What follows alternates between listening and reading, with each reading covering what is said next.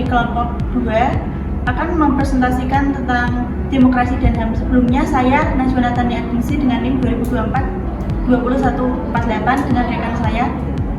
Saya Sonia Francisca Angelina dengan NIM 2024-20017. Selanjutnya Saya Muhammad Aditya Pinggala, NIM 2024-20135.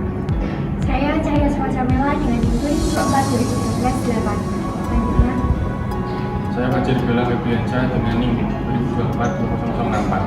Saya Muhammad Garablar, NIM 2024-20173. Di sini saya akan menjelaskan materi tentang demokrasi.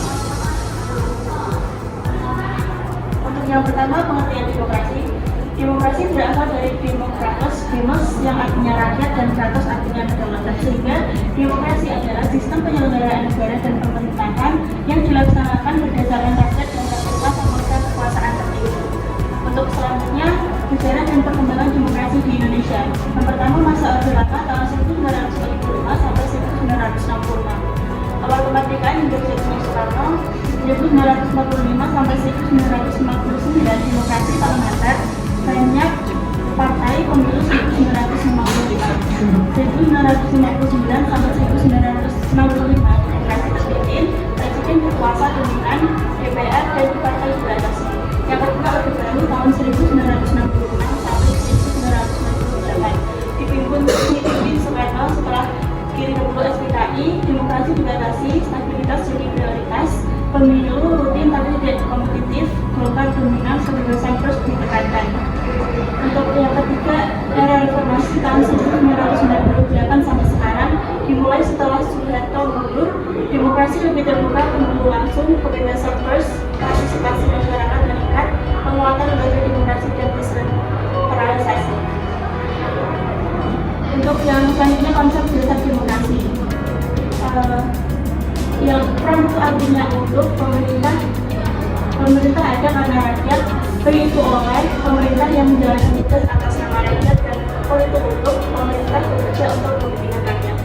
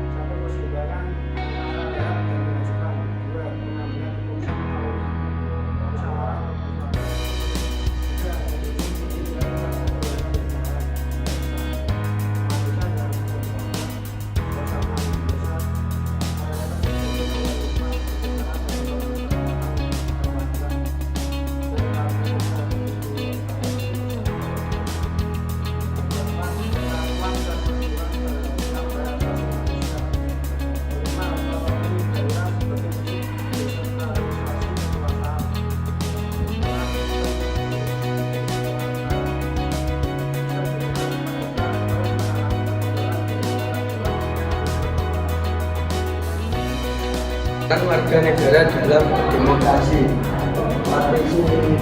partisipasi politik warga negara berpartisipasi dalam pemilu untuk memilih wakil rakyat yang akan membuat kebijakan.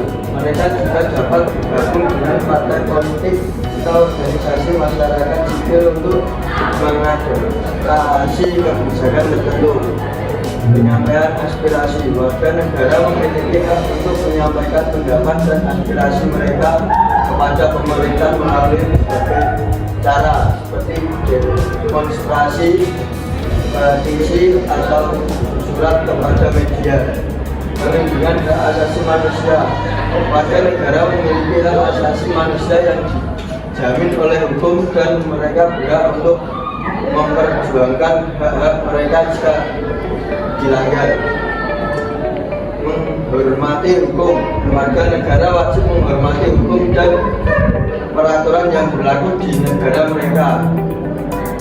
Melaksanakan kewajiban. Warga negara juga memiliki kewajiban seperti membayar pajak dan mendukung pembangunan nasional. Tantangan demokrasi, tantangan internal negara. Supremasi hukum, ketegangan antara prinsip demokrasi yang menempatkan konstitusi dengan praktik politik yang ada seperti pelanggaran HAM. Minimnya partisipasi publik dalam pembuatan undang-undang dan penyalahgunaan kekuasaan. Hak asasi manusia, pelanggaran HAM, termasuk diskriminasi dan kekerasan yang dapat merusak nilai-nilai demokrasi. Korupsi, tingkat korupsi yang tinggi dapat merusak kepercayaan publik terhadap demokrasi dan penghambatan pembangunan. Disinformasi, penyebaran informasi palsu melalui media sosial dapat merusak kepercayaan publik dan menciptakan ketegangan sosial. Tantangan global, ketegangan antar negara, perselisihan, konflik, dan bahkan perang antar negara dapat menghambat perkembangan demokrasi tingkat global. Globalisasi dan teknologi. Pengaruh globalisasi dan teknologi seperti disinformasi dan polarisasi dapat mengancam demokrasi di berbagai negara. Selanjutnya adalah hak asasi manusia.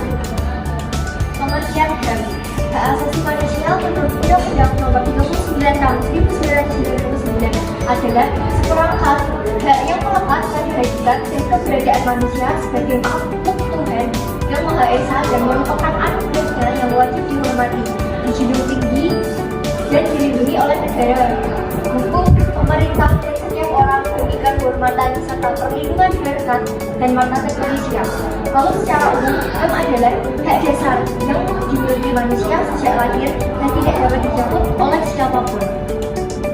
Lalu ada sejarah dan perkembangan HAM di Indonesia. Pada Orde Lama pada 1945 sampai 1966, HAM dimulai diakomodir dalam UUD 1945, namun perlindungannya belum kuat. Lalu juga demokrasi parlemen memberi ruang kebebasan berpendapat, tapi sejak demokrasi terpimpin 1959, kebebasan dibatasi. Lalu Orde Baru 1966 sampai 1998. Pemerintahan otoriter Soeharto mengabaikan HAM. Lalu ada banyak pelanggaran HAM berat seperti pembungkaman, penghilangan paksa, dan kekerasan negara. Lalu Komnas HAM dibentuk tahun 1993, tapi penyelenggaraan tetap terjadi hingga akhir Orde Baru. Lalu ada reformasi pada 1998 sampai sekarang. HAM mendapat perhatian yang serius dengan amandemen UUD 1945 dan UU Nomor 39 Tahun 1999 tentang HAM. Lembaga penegak HAM diperkuat, namun pelanggaran dan kasus masa lalu masih menjadi tantangan. Lalu ada prinsip dan ciri-ciri HAM. Prinsip HAM: 1. Universal, berlaku untuk di mana saja. Lalu tak terbagi, semua hak saling terkait. Lalu kesetaraan, semua orang punya hak yang sama tanpa diskriminasi. Lalu ada non-diskriminasi, tidak boleh ada perlakuan yang berbeda yang merugikan. Lalu ada tak dapat dicabut, yaitu hak melekat sejak ia dilahirkan. dan tidak bisa dihilangkan oleh siapapun. Lalu ada ciri-ciri HAM bersifat hakiki, yaitu melekat sejak dia dilahirkan. Universal, yaitu berlaku untuk semua manusia, lalu tidak bisa dicabut, tidak bisa dihilangkan oleh siapapun, tidak bisa dibagi, harus dipenuhi secara utuh. Macam-macam hak asasi manusia. Yang pertama, ada hak asasi pribadi ataupun yang disebut personal right. Yang kedua, hak asasi politik atau political right. Yang ketiga, hak asasi hukum, legal equality right. Yang keempat, hak asasi ekonomi, property right. Yang kelima, hak asasi peradilan, procedural right. Yang keenam, hak asasi sosial dan budaya, social and cultural right. Contoh hak asasi manusia dalam kehidupan. Yang pertama, hak asasi pribadi, hak untuk hidup. Yang kedua, bidang politik, hak untuk dipilih maupun memilih dalam pemilihan umum. Yang ketiga, bidang ekonomi, hak untuk memenuhi mata pencarian dan penghidupan yang layak. Yang selanjutnya adalah hak asasi sosial budaya, di mana ada hak memperoleh pengajaran ataupun pendidikan. Lalu selanjutnya adalah bidang hukum, hak mendapatkan kesamaan hukum dan pemerintahan.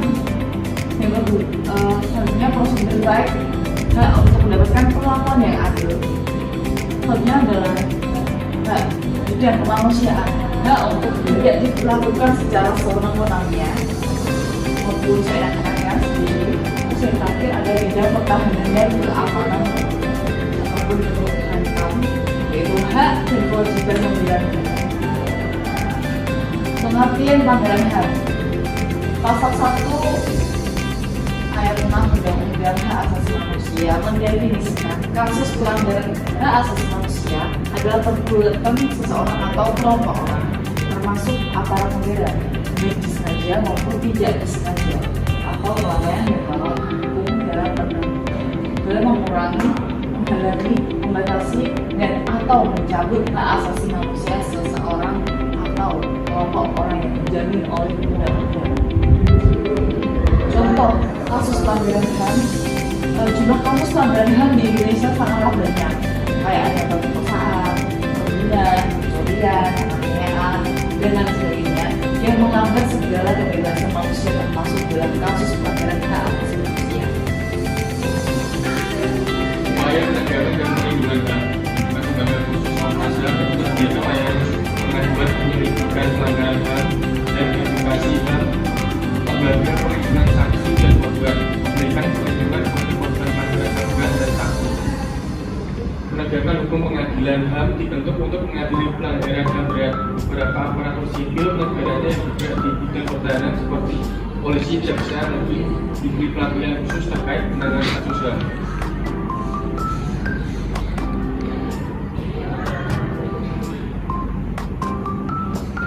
Pendidikan dan penyuluhan HAM. Pendidikan HAM mulai diatur untuk diperkenalkan dalam kurikulum sekolah dan pelatihan bagi aparat negara.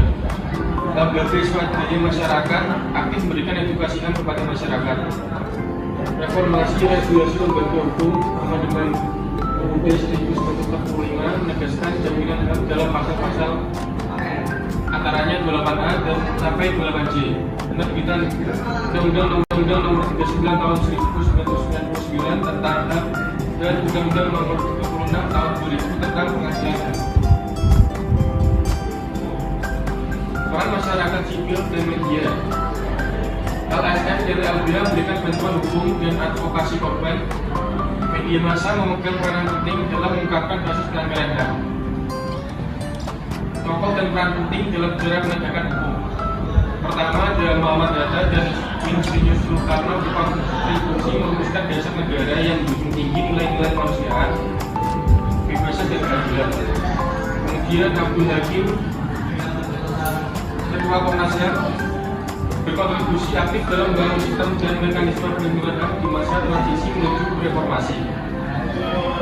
Setelah itu ada Munir Said Talib, aktivis HAM, memiliki beberapa peran yang sangat penting pada masa itu dalam membela korban pelanggaran HAM berat, terutama korban penculikan dan kekerasan politik. Lembaga yang terkait dengan penegakan dan perlindungan HAM. Pertama, Komnas HAM, Komisi Nasional Hak Asasi Manusia. Dua, LPSK, Lembaga Perlindungan Saksi dan Korban. Tiga Pengadilan HAM, Ombudsman RI, 5 Komisi Perlindungan Anak Indonesia (KPAI), 6 Komnas Perempuan, dan terakhir Lembaga Bantuan Hukum LBH dan YLBHI. Jadi kesimpulan yang bisa ditarik dari materi demokrasi dan HAM adalah demokrasi dan HAM saling berkaitan dengan demokrasi di Indonesia telah mengalami perkembangan dari masa Orde Lama hingga reformasi dengan tantangan internal seperti supremasi hukum, korupsi, dan disinformasi. HAM diakui dalam konstitusi, namun penegakannya masih perlu ditingkatkan.